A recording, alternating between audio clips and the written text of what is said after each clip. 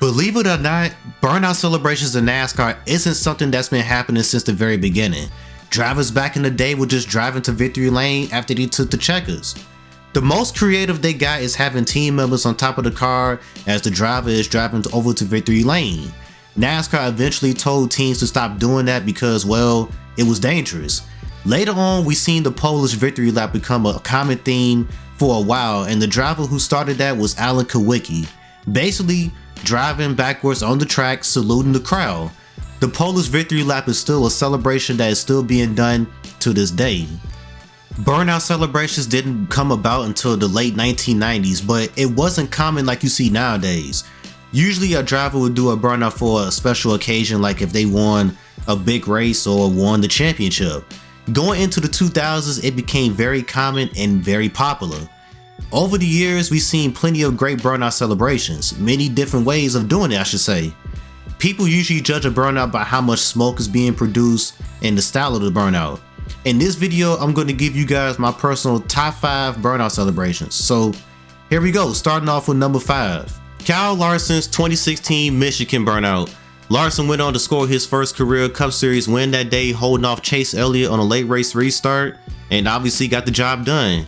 Then he gave us a hell of a burnout to see. He carried a good amount of speed going into the grass and proceeded to start doing his burnout. And while doing his burnout, he pushed the steering wheel out the window while burning it down. It was something new, and now it's known as Larson's signature when he wins races. Johnson, look at how great this is for that crew chief first year with Kyle Larson. He's going to do his burnouts right in victory lane.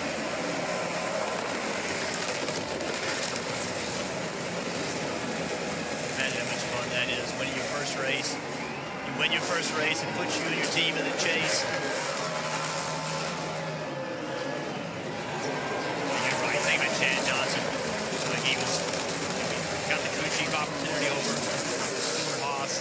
By the way, he's got his steering wheel in his hand. Actually just dropped his steering wheel. He was doing burnouts with his steering wheel out the window.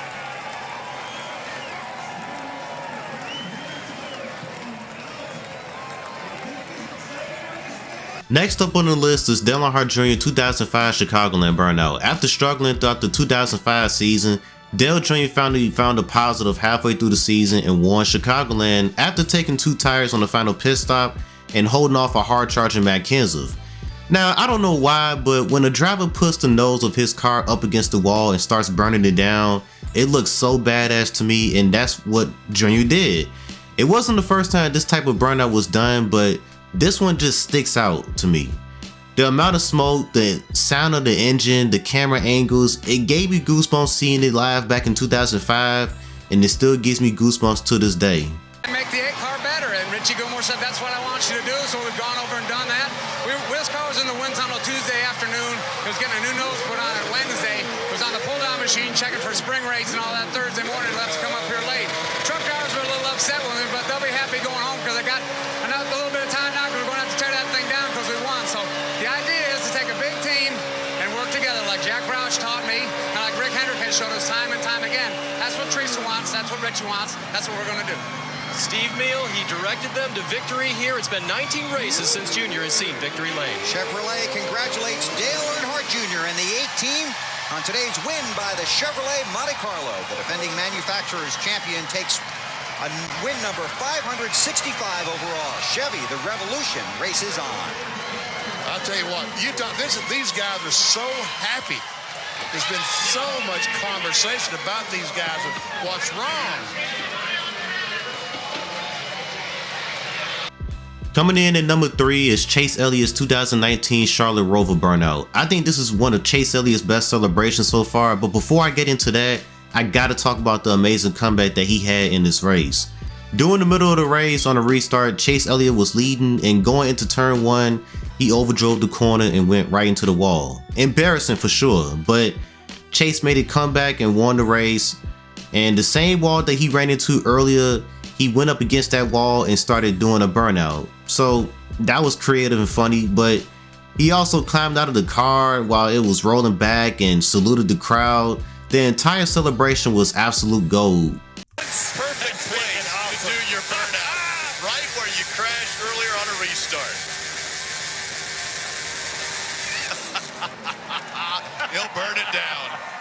this victory fueled by Sunoco. Fuel your best. Well, if you can't laugh at yourself, look at that. He's out of the car. And there goes the car. Oh, no. And it's going to hit the inside wall. Well, it has enough damage already. It's going to be fine. Oh, my goodness. Number 2, just missing being number 1 is Jack Sprague's 2001 Richmond Burnout. Jack Sprague freaking dominated this race, leading 196 of the 200 laps. Now, what proceeds to happen during this burnout wasn't planned, but man, it was badass looking. The rear of Jack Sprague's truck caught on fire while he was doing his burnout. Back at Richmond International Raceway, you think Jack Sprague was hot? Take a look, he lights it up here, flames and fire from beneath his Net Zero Chevrolet, and listen to these fans.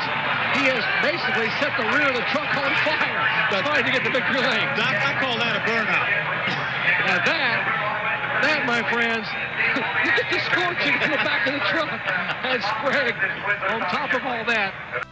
Finally, the best NASCAR burnout in my opinion is Kevin Harvick's 2003 Brickyard 400 burnout. This has always been one of the best burnouts I've seen, and nobody hasn't topped it after 2 decades. A burnout from the yard of bricks all the way down to turn 1 where his tire eventually blew. I'll stop talking about it and let you guys see this badass burnout for yourselves. Cup Series win. It's been 39 races, about a year and a month, since he took a victory at Chicagoland Speedway last July. All right, he's one of these young kids. Let's see what kind of burnouts and donuts he does Harvick here. is good at burnouts.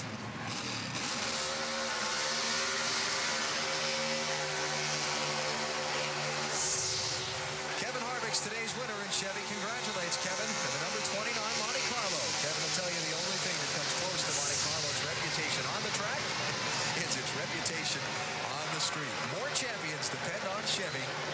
We'll be there. Chevrolet's 5th win in the Brickyard 400 in 10 tries. That was his wife, Delana. Oh, and he blew the right rear. Blew the right rear tire, blew the quarter panel off of it. That's a burnout. That's a burnout. Oh, you gotta love it. Delana comes from a racing family. Her uncle Dickie and her dad John Limble both raced out of I think Kernersville, North Carolina. Yes, sir. You remember correct. What a day.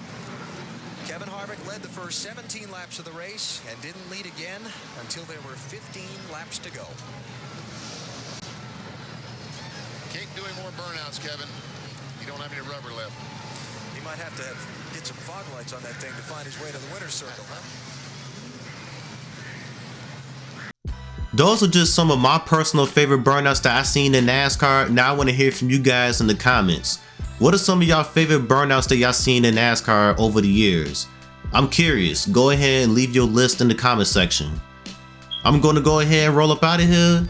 Y'all have a good one. Peace.